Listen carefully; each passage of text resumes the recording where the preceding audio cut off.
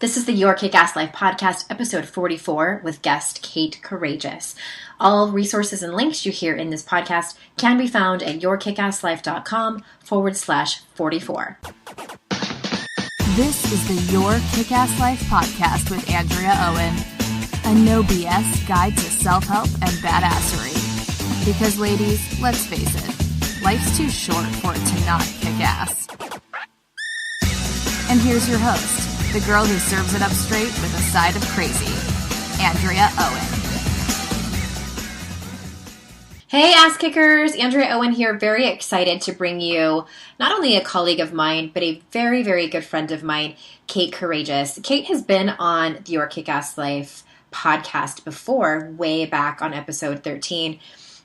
And she's back because 2015, we're talking all about courage is really where the whole brand and the whole message is headed. It's always been there. It just has been, I guess, I'm getting more direct. I'm getting more to the point. So let me tell you a little bit about Kate.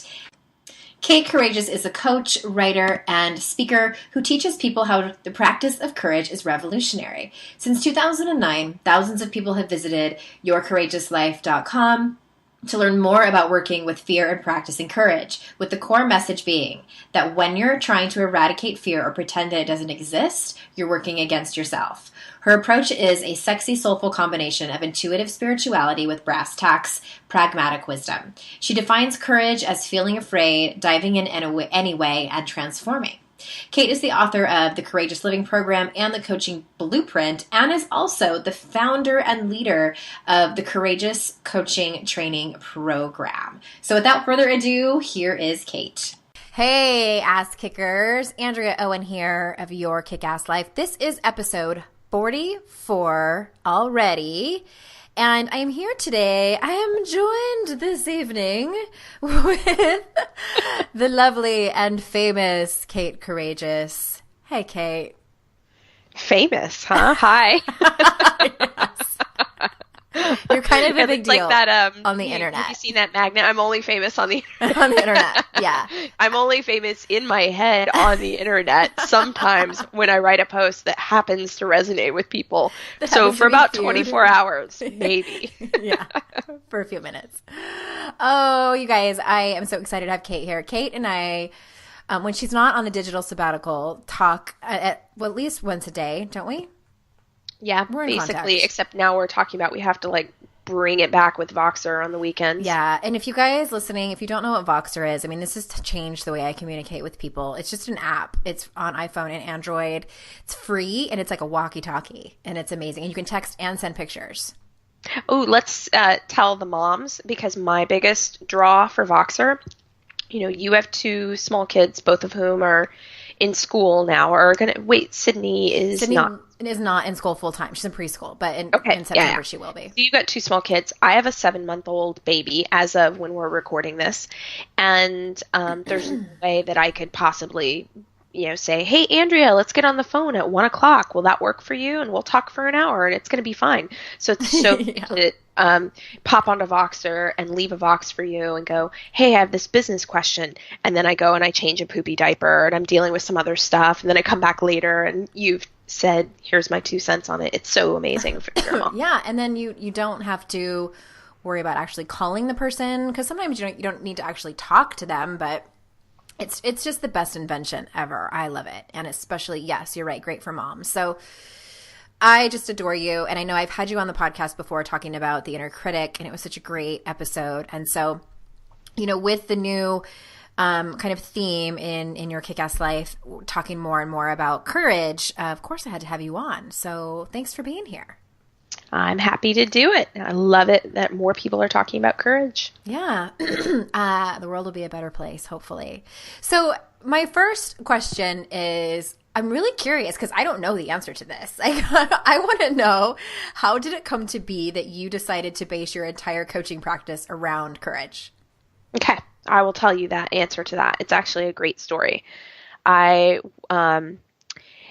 started my life coaching practice back in 2006, and at the time it was a totally different name and everything. And I Wait, was it I as was good as mine? Was it as good as Live Your Ideal Life?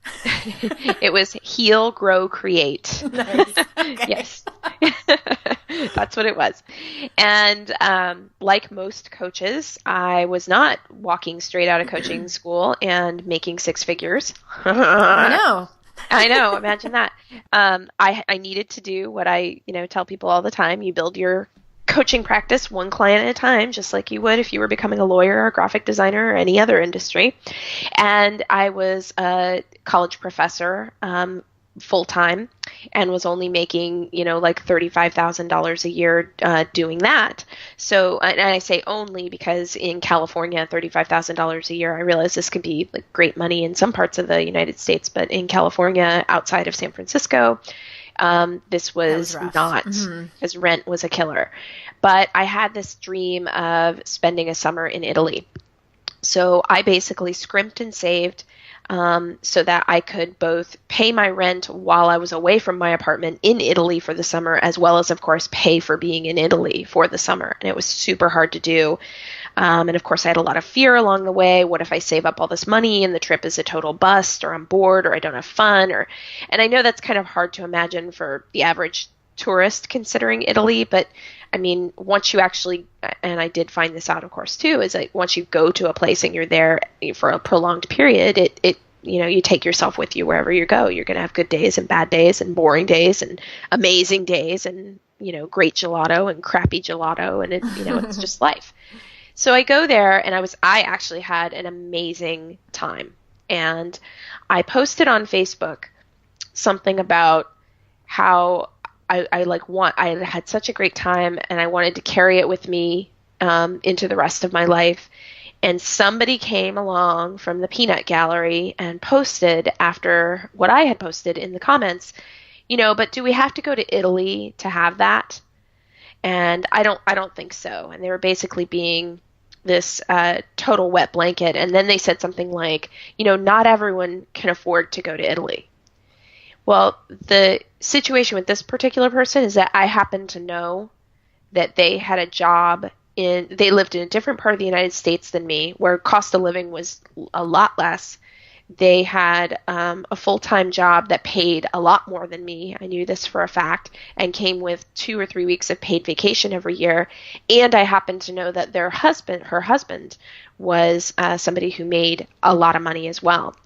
Now, what hit me was that this person was basically talking about her situation as though she didn't have a choice. She didn't have the money. She didn't have the time. She was limited. Meanwhile, I had spent all of this money on the trip, and I had scrimped and saved for a year to make it happen. And it just really came full circle for me in that moment, I guess you could say, or in reflecting back on those comments, that it had been a choice to have the courage, to practice the courage, to decide that I wanted to go, to follow that desire, to make sacrifices, to make it happen. And that it was really everything that I had done in my life, any move I'd made, anything that had been of any significance, had always been about me going, I don't know how I'm going to do this. I'm afraid that I can't. I'm totally afraid of failure, just like anybody else, and what that would look like. But I'm going to do it anyway. And I realized that the core of my work was really that courage is about feeling afraid, because no one gets out of that part, diving in anyway, because otherwise you're limited and you stay stuck, and transforming.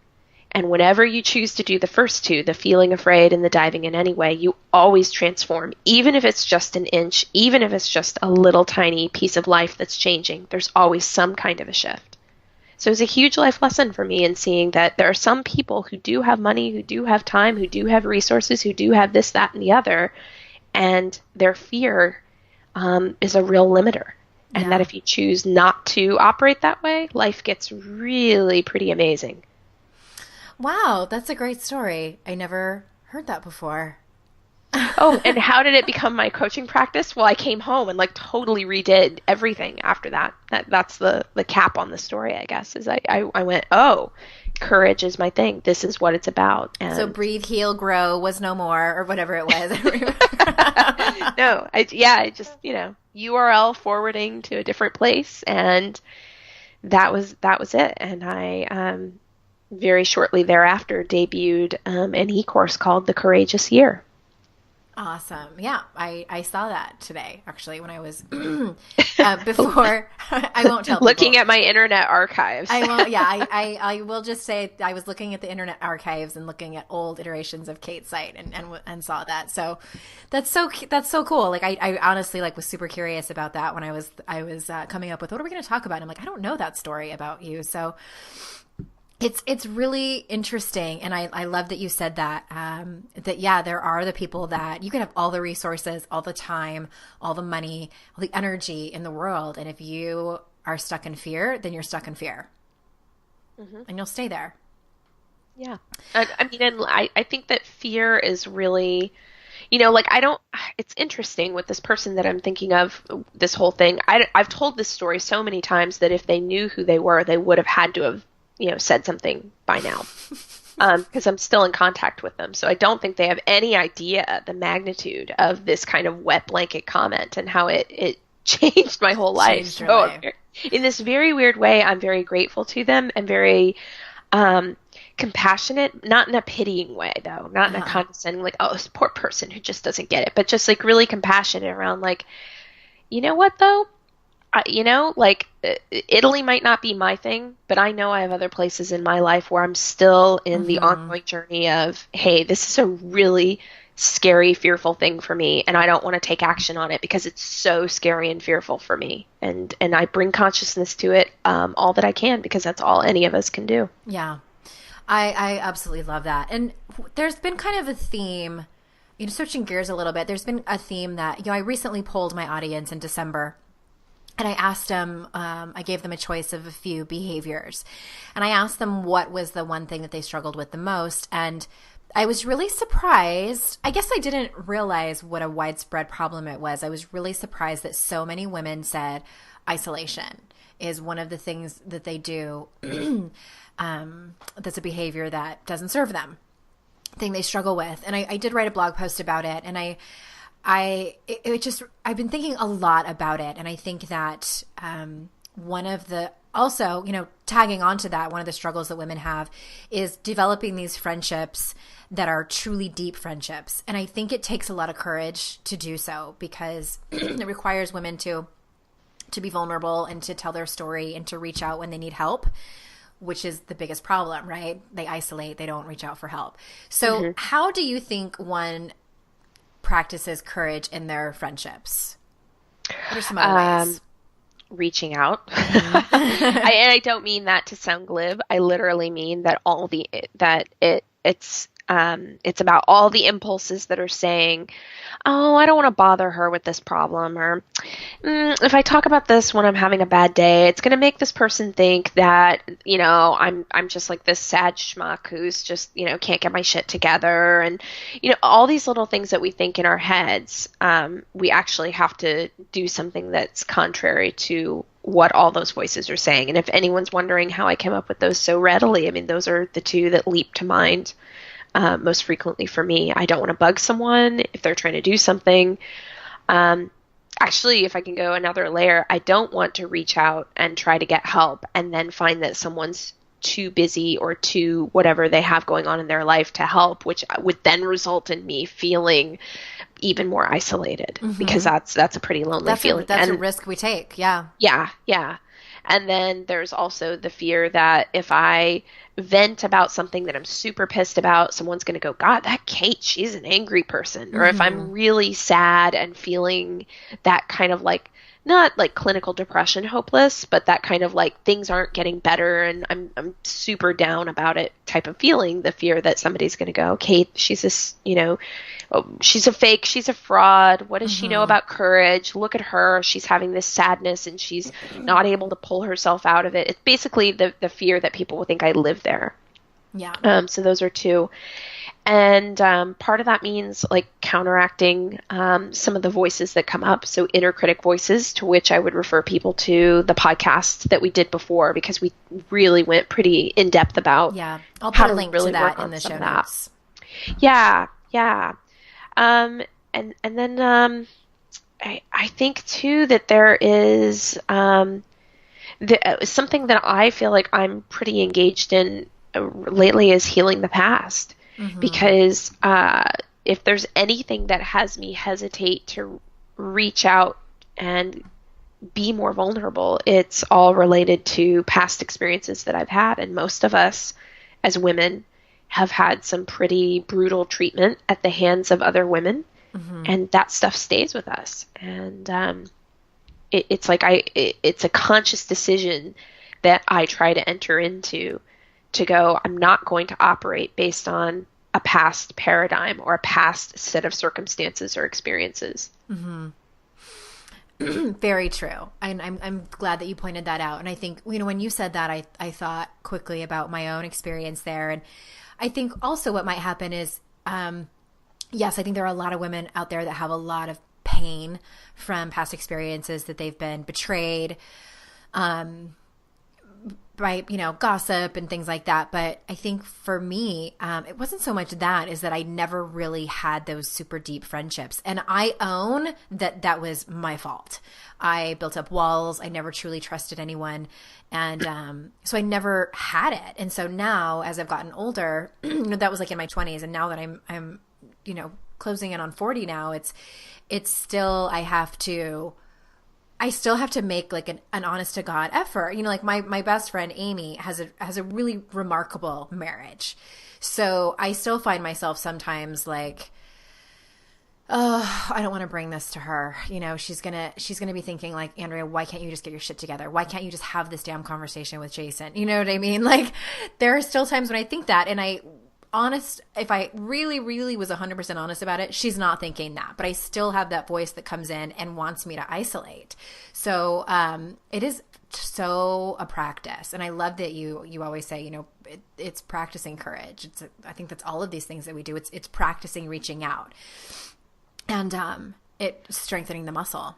I want to add another thing in, actually, which is like, this is kind of a side way of practicing courage in friendships. And it is, don't be a shit talker. That's like my new thing. It really, because in the past, I had a friendship that went away in the past year. And when I looked at the things that, the red flags that I ignored in that particular relationship, I realized there was shit talking happening. Now, I differentiate shit talking from venting. Like, if I heard that, Andrea, you had talked to Amy and you'd said, I'm just feeling really frustrated with Kate. I need to talk to her about this thing that she keeps bringing to me, and I'm not sure how to do it. I'm just in my head. That's very, very different than getting on the phone with Amy and going, God, Kate, she's just, I can't even believe, no. Did you even know? And then, breaking confidentiality. That's like two totally different things. And when I really looked back, I went, shit talking is actually, I think, the number one thing that women do to one another that is just really divisive, really hurtful, because it's not just being judged by someone else. It's the fact that they take those judgments to another person with the express purpose of tearing someone down. So I actually think that if we want to practice courage in friendships, if I want to feel close to you as a friend, Andrea, then I need to not hear you, not that you do this, but just as an example, I need to not hear you shit talking about other people, because of course, if I'll do it about someone else, if you'll do it about someone else, you'll do it about me. It's just like, that's how it kind of works. And I think that we need to, if we're going to trust one another, we have to really start by showing up with love. And that's such a cheesy sounding thing to say, but it's not showing up with love when we're shit talking about other people. So that's another thing I'll throw in the bucket. Have the courage to not buy into that kind of low level behavior. I agree. And I know you well enough that if I did do that, you would call me out on it. I would not be getting away with it. I don't know, Andrea. I'm kind of at a point in friendships where I'm like, oh, you mean about somebody else? I thought you meant about me. No. Like if I was at doing a point it, where it's like, if anyone's shit talking about me, I'm kind of like, all right, doesn't sound like this is a match. Yeah. Move on. Yeah, it's amazing how when for me, like when I decided to put a lot of effort and practice courage in my friendships, how my life completely turned around. And I encourage, I mean, it's a big part of the work that I do one-on-one with women is making sure that because you cannot go at it alone. You can't, No. you can't have an amazing, courageous, kick-ass life all by yourself and think that like, okay, I'll figure it out. Yeah, I can be vulnerable over here, maybe a little bit, just to like, my husband, and then that's it. Like that's a belief that some women have. And it's like, and I agree. I think that there might be healing that needs to be done. Therapy is a great place for that. And slowly trying to build friendships, either with new people or nurturing the ones that you have. And yeah, I love that. So how do you think that gratitude and courage relate? Well, what comes to mind is what Brene Brown talks about the vulnerability of joy. Because to really be in the bodily experience of gratitude, it means being connected to joy. And I feel like I've met a lot of people who shame themselves around gratitude. And how they do that is they go, I have so much to be grateful for. Why am I still miserable? I'm not that person over there who's starving or who, has lost everything. How can I be such a selfish person that I have so many things to be grateful for and I can't feel connected to the gratitude for any of them? And I think there's shame work to be done around privilege and around access. And then I also think that there is some maybe not work to be done, but a lens to be put on how gratitude and joy are tied together. Because I think that if somebody's resisting their joy, they're also resisting gratitude. And if somebody is resisting gratitude, they are also cutting themselves off from joy. Now, how those relate to courage then is it's about the courage to actually fully feel your joy, to fully receive your blessings. And I think that can show up in a lot of different ways. When people, one way actually to continue the conversation is through isolating. I think that when we isolate, we're cutting off from feeling grateful. We're not receiving the blessing of these relationships that we have in our life that can make us really, really feel like it's a richer experience of life. Yes, absolutely. Absolutely. And it's the whole foreboding joy. That's what Brene refers to it as. I see that so much. And I know all y'all are listening and might be that type of woman who's just that constant, like waiting for the other shoe to drop.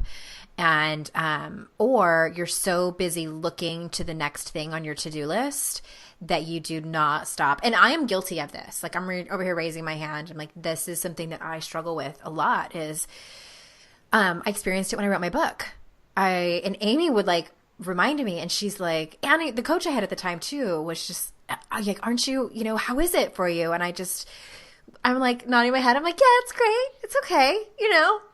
I'm busy. I got my ass handed to me a couple of times, just really just got called out on it and having to lean into that because it's scary. It's scary to fully embrace that. And, and I think the first time I heard Brene talking about it was might've been like when she was, on Oprah.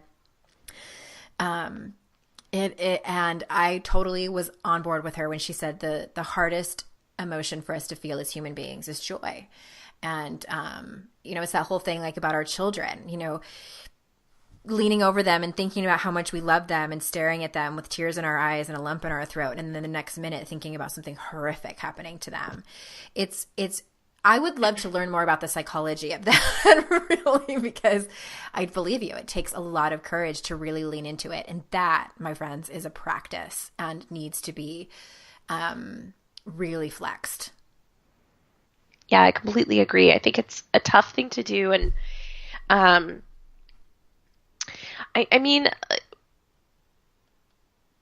when I'm thinking about the things that the terrain that we're covering, I'm feeling like there's this other piece in here that that I'm trying to articulate related to gratitude and courage, though, where it's like, do I get to have all this? Mm-hmm.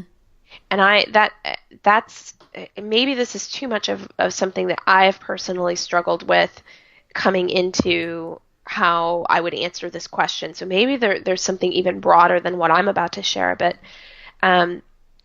there's something around one of the things that I notice that it takes courage for me to practice in relationship to gratitude is that when I look around at my life and I go, wow, I created so many beautiful things. I have a beautiful daughter, I have a beautiful home, beautiful life, beautiful husband, beautiful money, beautiful friendships, just like really have made a lot of very intentional choices after walking through shit and doing a lot of the dance of suffering and getting to this place and going, when I ask that question, going, do I get to have all this? Almost like if, like I can feel it now in my heart, this sense of like, holy shit. Like this, it's scary. It's scary to fully receive it. It's scary to fully bring it in. It's not even so much about, oh my God, foreboding. What if something happened? What if the other shoe drops? It's about, on a bodily level, it feels very hard sometimes to fully take in the magnitude of the joy, of the gratitude. Mm-hmm. And why it feels difficult, I think, is I don't even know that I need to know why, but I think I know what it is, and I think it's still a place in my life where I'm playing small. I think it's just like the places where we play small, where we hide out, where we have fear, they just kind of shapeshift as we go. They move farther along in the process, or they show up in a different way. And instead of the fear showing up anymore for me as, what if you fail? Or what if someone criticizes you? So don't even bother trying. Now it shows up more as, wow, I can create all this success and I can enjoy it 75%. And then there's this 25% held in reserve that kind of goes, who do you think you are? Yeah. Or you get this, whoa, and feels gobsmacked by that. Mm-hmm. Yeah. And again, quoting Brene, she calls that the vice. You know, like on one ear we have the what if it fails? I'm not good enough to do this. I'm not going to be able to do it. I'm not smart enough. And then if you're strong enough to get past that, then the other voice is, who do you think you are? And I think that's really common. I think it's one or the other. And I do believe the remedy there is practicing gratitude. And again, it's that practice word comes up again, because it's not just you lean into it and you're good. I know for me, if I get away from practicing gratitude, and I've kind of moved away from like the morning ritual of writing things down every day. I practice gratitude in the moment. I truly, truly do. My kids sometimes get up early, and my husband gets up really early, so my kids will climb in bed with me, and I will take like 5 or 10 minutes just to like snuggle them and, you know, smell their necks and just revel in the fact that they're still little enough that like they climb in bed with me. It's just it's these really, really ordinary moments where I believe I am practicing the courage to sink into that and be grateful for it, and really know that I am worthy, absolutely worthy of all of this love and joy and amazing, blessed life. Yeah. I love that image. That's a beautiful image. Little moments. And, you know, speaking of worthiness, I'm about to open a giant can of worms here with this next question. Because I'm a believer that practicing courage is the birthplace of worthiness. And so I'm just curious, just in general, I'll let you kind of manage the discussion. And what are your thoughts there? My thoughts are that this is true. So I'm in agreement with you, which means I'm an excellent podcast guest. Yes. And by birthplace of worthiness, you mean recognition of worthiness. Yes. Not, you know, because on a fundamental level, we are all worthy, whether we recognize it or not. Yes, that's important.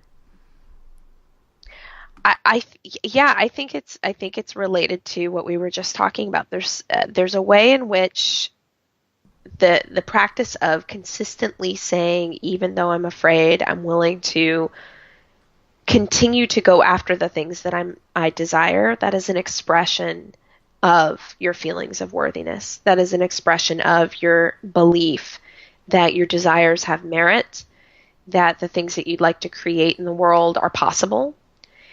And one of the things that I have found that's really interesting about the worthiness discussion is that so much of this courage practice becomes shared. So it's not even about like people, go, oh, well, is it worthy of me to go after my dreams? Do I deserve this? I don't know that I feel worthy. And it can become this very isolating kind of personal growth journey. But when you start to practice courage enough, you actually start to see that when you decide that it is important to you to make XYZ happen, to create it, to speak into it, to tell the truth about it, to stop doing it, to start doing it. One of the things that ends up happening is that it was never just for you as the individual. It was always for everyone. Mm-hmm. So this worthiness discussion stops becoming about one person and starts becoming about what we're all contributing to the world. And I mean, I think that a world where people are practicing courage is a better place to live. This is something that I've had on my company's mission statement. This is something that I've really been trying to move more and more into the conversation, that we aren't practicing courage just for ourselves. We're actually practicing courage to create world change.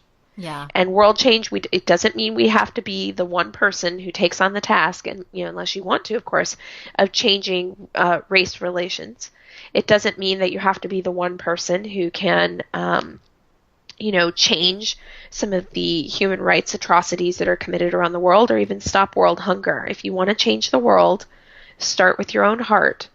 If you don't want war happening out there, stop the war that's going on within you or between yourself and another person. Mm-hmm.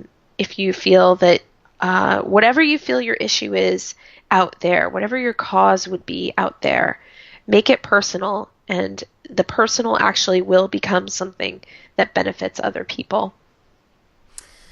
Yeah, put that on a t-shirt, man.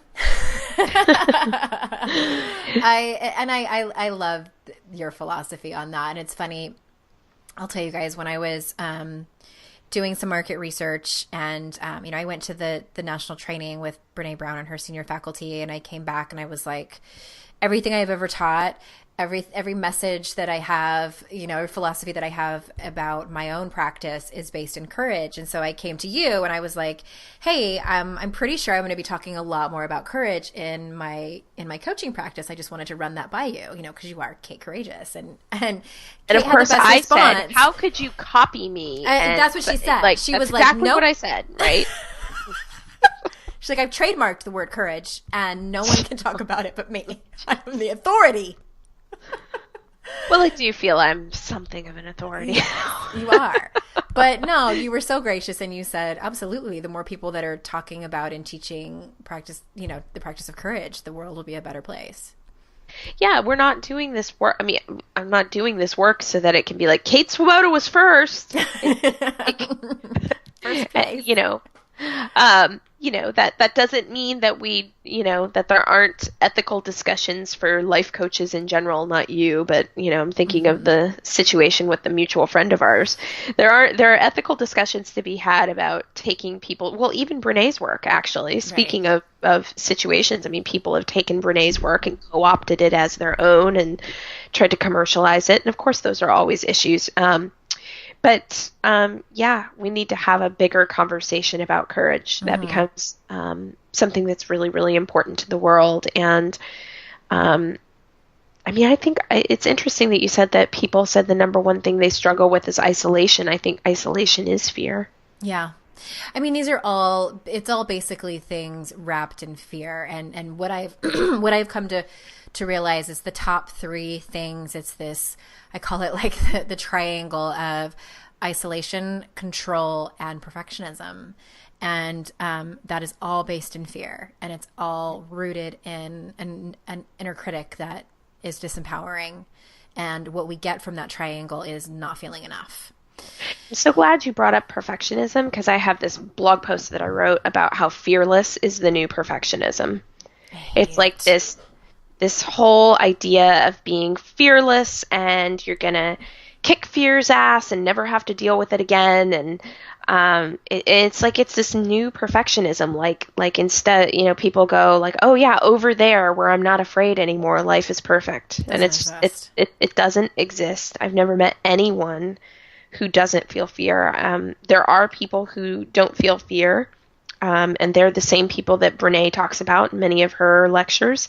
They're people The who are sociopaths? sociopathic. Yeah. Mm-hmm. They're in a state of psychosis. They're like, they're not functional, They also healthy can't people. feel joy, empathy, Can't feel any anything. of that. Right. Yeah. Yes. Well, I have never liked the word fearless. I have like a physical reaction to it. And oh yeah, no. I am interested in reading that, and I will definitely put it out there in the world. And I believe fiercely in that. And I think speaking of just the coaching industry, and I think that when you were talking before, and I wanted to point out that I think that one of the really big, I don't know if I want to call it issues or problems, is that not just life coaches, but health coaches, entrepreneurs, anyone that has, their own business, especially an online business.